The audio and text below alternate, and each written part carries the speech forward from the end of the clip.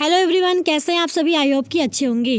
तो आज जो है हम डीएलएड फर्स्ट सेमेस्टर के नोट्स को ही आगे बढ़ाएंगे और आज हम शिक्षा अधिगम के सिद्धांत, हमारा जो डीएलएड फर्स्ट सेमेस्टर का एक पेपर है, हम उसके एक बहुत इंपॉर्टेंट क्वेश्चन को शेयर करेंगे और जो कि आपके प्रीवियस ईयर में काफ़ी बार पूछा जा चुका है और काफ़ी इंपॉर्टेंट क्वेश्चन भी है। तो वीडियो को शुरू करते हैं। और बाकी अगर आपको वीडियो पसंद आती है तो आपसे बस ये रिक्वेस्ट करेंगे कि वीडियो को लाइक कर दीजिएगा, शेयर कर दीजिएगा दोस्तों के साथ, और अगर चैनल पे पहली बार आया है तो प्लीज़ चैनल को सब्सक्राइब भी ज़रूर कर दीजिएगा। तो चलिए बिना देरी के स्टार्ट करते हैं ये वीडियो। तो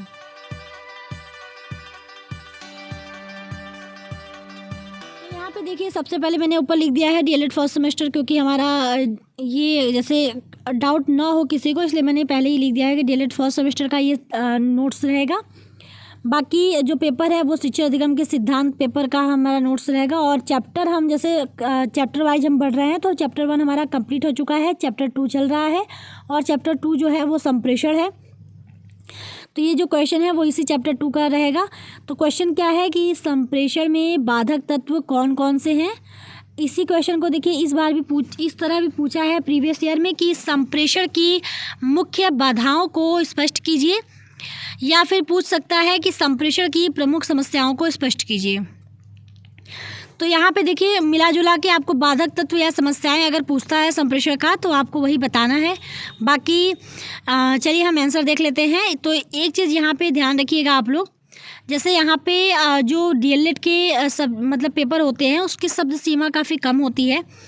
तो मैंने बाधक तत्व तो कई सारे लिखे हैं, वो इसलिए ताकि आप लोगों को काफ़ी वैरायटी मिल जाए और आप लोगों को उसमें से जो अच्छा लगे उसको आप लोग अच्छे से तैयार कर लीजिए।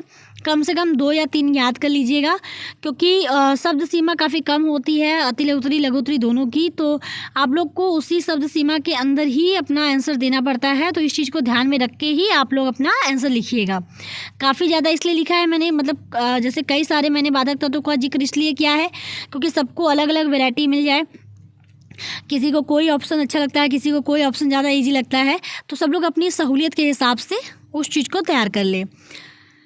तो चलिए इसी अब हम बात करते हैं उत्तर में। तो उत्तर में देखिए आप संप्रेषण में बाधाएं या संप्रेषण के बाधक तत्व, तो इस तरह से हेडिंग डालने के बाद इसमें लिखिएगा संप्रेषण के मार्ग में अनेक बाधाएं या समस्याएं उत्पन्न होती हैं। संप्रेषण के ये बाधक तत्व इस प्रकार हैं।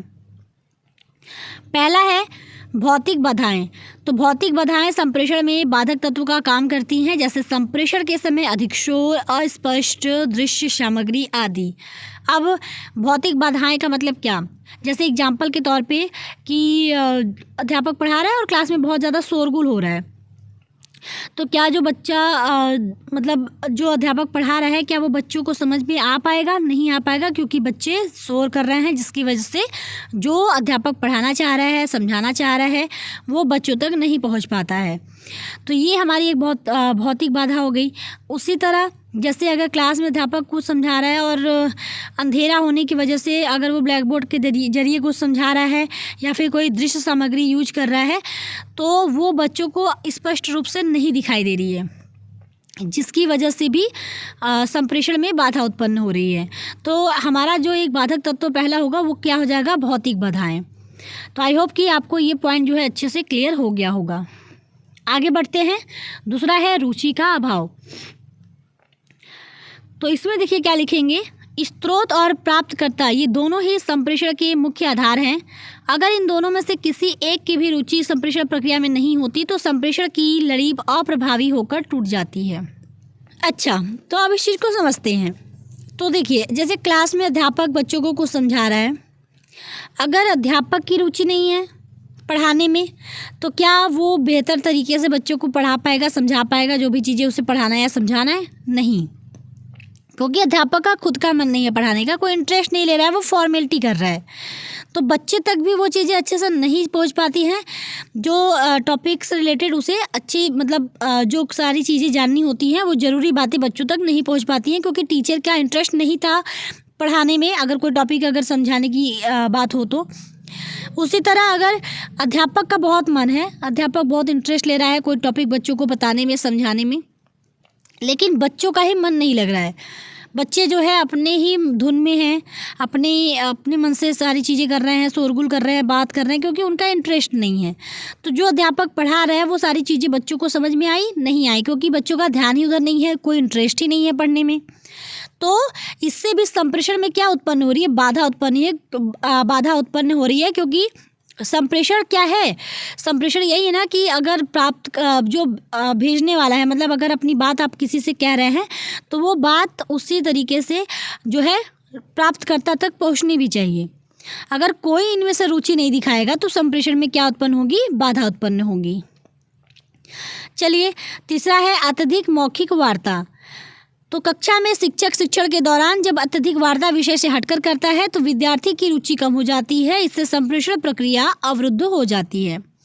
ये देखिए काफ़ी कॉमन है कि अत्यधिक मौखिक वार्ता भी जो है संप्रेषण में बाधा का काम करती है। एग्जाम्पल के तौर पे अगर आप कभी ऐसा सिचुएशन फेस किए होंगे या नहीं मुझे नहीं पता, लेकिन मैंने ऐसा सिचुएशन जो है फेस करा है कि पहले क्या होता था, अध्यापक जैसे कोई टॉपिक पढ़ा रहा है और वो टॉपिक पढ़ाते पढ़ाते जो है अध्यापक फिर एक अलग ही दुनिया में चला जाता है, अलग अपने ही किस्से कहानी सुनाने लगता है। मतलब जो टॉपिक होता है उससे हटकर वो फिर दुनिया भर की बातें जो है करने लगता है।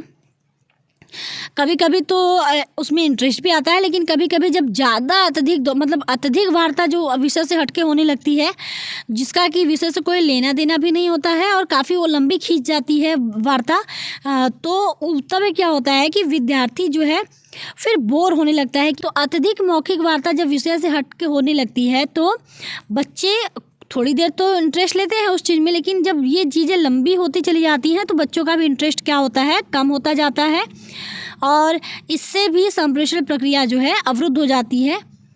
क्योंकि यहाँ पर क्योंकि देखिए प्रभावशाली जो हमारा संप्रेषण है उसकी विशेषताओं में मैंने ये बताया था कि संप्रेषण कैसा होना चाहिए, जो है संक्षिप्त होना चाहिए और जो एग्जैक्ट बात है वही बात आपको मतलब एक तरफ से दूसरी तरफ वो चीज़ें जानी चाहिए।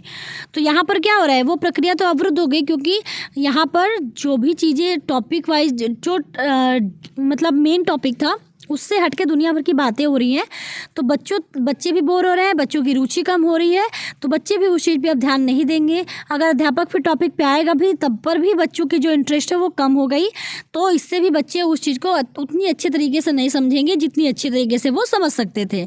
तो इसमें भी संप्रेषण जो प्रक्रिया है वो क्या हो जाती है, अवरुद्ध हो जाती है, उसमें बाधा उत्पन्न होती है। अब चौथा हमारा क्या है, दिवा स्वप्न। तो इसमें क्या होता है कि बच्चा उस स्थान में रहते हुए भी वहाँ नहीं रहता, अर्थात भले बच्चा कक्षा में हो लेकिन उसके दिमाग में भूत या भविष्य की बातें चलेंगी, जिसकी वजह से संप्रेषण प्रक्रिया में बाधा उत्पन्न होती है। तो ये तो काफ़ी कॉमन है, ये सभी लोगों के साथ कभी न कभी होता है कि हम क्लास में ज़रूर होते हैं, क्लास में हम अध्यापक हमको पढ़ा भी रहा होता है, लेकिन हमारा ध्यान जो है वो क्लास में नहीं होता। मतलब हम भले क्लास में बैठे होते हैं लेकिन हमारा जो ध्यान है वो अलग ही दुनिया में है। कभी हम भूत की बातें सोचने लगते हैं, कभी हम भविष्य को लेके चलते हैं कि हम आगे ये करेंगे, हम वो बनेंगे, ऐसे करेंगे, वैसे करेंगे। भूत में कि हमने अरे यार हम ऐसा कर रहे थे, हम वैसा कर रहे थे। तो ये चीज़ें काफ़ी कॉमन है और ये नेचुरल है। तो इससे भी क्या होता है कि अध्यापक जैसे आपको कोई चीज़ पढ़ा रहा है, बता रहा है, तो आप अलग ही दुनिया में, आप दिवा स्वप्न में जब रहते हो तो आप उस चीज़ को नहीं समझ पाए जो अध्यापक समझा रहा था।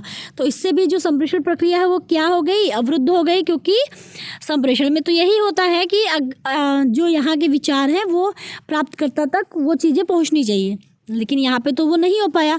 तो ये भी क्या है, एक बाधा है संप्रेषण प्रक्रिया में। पांचवा हमारा क्या है, शारीरिक असुविधा। तो शारीरिक असुविधा होने पर भी संप्रेषण प्रक्रिया में बाधा उत्पन्न होती है, जैसे असुविधापूर्ण बैठने की व्यवस्था, शुद्ध वायु का न होना आदि। जैसे भौतिक बाधा आपने देख ली, उसी तरह शारीरिक असुविधा। अगर क्लास में बैठने की सही पूर्वक व्यवस्था नहीं है, मतलब सुविधापूर्वक बच्चों को व्यवस्था नहीं है, वो बहुत अनकंफर्टेबल तरीके से बैठे हुए हैं क्लास में, तो उनका ध्यान पढ़ाई पे ना होके वो उसी अपने बारे में सोचे रहेंगे कि अरे हमको अच्छा नहीं लग रहा है, कैसे बैठे, ऐसे बैठे, वैसे बैठे। तो मतलब इस तरह की जो भी चीज़ें हैं वो उसके बारे में सोचते रहते हैं कि हमको सही से नहीं है। तो उनका ध्यान जो है वो खुद पे ही लगा रहता है, ना कि टॉपिक पे जो अध्यापक उन्हें समझा रहा होता है। तो इस वजह से भी जो है आपको देखें तो संप्रेषण में बाधा उत्पन्न हो रही है, क्योंकि बच्चों का ध्यान ही उस चीज़ पे नहीं है। उसी तरह जैसे क्लास में अगर शुद्ध वायु नहीं है तो बच्चे परेशान हैं, बच्चों को अनकंफर्टेबल फील हो रहा है। तो जब शारीरिक रूप से जब आप परेशान होते हो तो आपका ध्यान केवल आपके ऊपर रहता है कि हमको दिक्कत हो रही है, न कि आपके उस टॉपिक पे जो अध्यापक आपको समझा रहा होता है। तो इस वजह से भी आप देखेंगे तो संप्रेषण प्रक्रिया में जो है बाधा उत्पन्न होती है। छठा हमारा है संप्रेषण सामग्री की कमियां। तो संप्रेषण सामग्री अगर प्राप्तकर्ता की रुचि, आवश्यकता, योग्यता एवं क्षमता के अनुकूल नहीं है तो संप्रेषण का प्रवाह रुक जाता है इत्यादि। यानी ये क्या है, जैसे होता है ना कि क्लास में हर तरह के बच्चे होते हैं, सब व्यक्तिगत रूप से अलग अलग होते हैं, लेकिन अगर अध्यापक कुछ ऐसे शिक्षण सामग्री या संप्रेषण कोई भी ऐसी सामग्री यूज करे संप्रेषण को बेहतर करने के लिए जो कि बच्चों की योग्यता, उनकी आवश्यकता, उनकी रुचि, उनकी क्षमता के अनुकूल नहीं होता है, तो उस संप्रेषण का जो प्रवाह है वो रुक जाता है। क्योंकि हो सकता है कुछ ऐसी चीज़ें आप यूज कर रहे हैं जो कि कमज़ोर बच्चों को समझ में नहीं आ रहा है, आप उस चीज़ को माध्यम से आप अपना टॉपिक क्लियर कर रहे हैं। यानी अध्यापक अगर कोई टॉपिक एक ऐसी शिक्षण सामग्री यूज करके बता रहा है कि बच्चों देखिए ऐसे होता है वैसे होता है, लेकिन हो सकता है कि बच्चों को ना समझ में आ पाए, क्योंकि आप जो तरीका यूज कर रहे हैं वो हो सकता है तेज बच्चों के लिए सही हो लेकिन कमज़ोर के लिए सही नहीं हो। तो उसी तरह व्यक्तिगत भिन्नता अलग अलग होने की वजह से अगर प्राप्तकर्ता की रुचि, आवश्यकता, योग्यता, क्षमता के अनुकूल अगर आप संप्रेषण सामग्री यूज नहीं करेंगे तब भी जो है संप्रेषण में दिक्कतें आती हैं, और जो कि हम कह सकते हैं कि वो क्या कर रही हैं, संप्रेषण में बाधा उत्पन्न कर रही हैं। तो ये 6 पॉइंट मैंने लिखे हैं। तो आई होप कि आपको सारे पॉइंट जो है वो क्लियर हो गए होंगे, कम से कम 2-3 बिल्कुल अच्छे से तैयार कर लीजिएगा। तो बस आज की वीडियो में इतना ही, मिलते हैं नेक्स्ट वीडियो में, तब तक के लिए टेक केयर, बाय बाय, जय हिंद।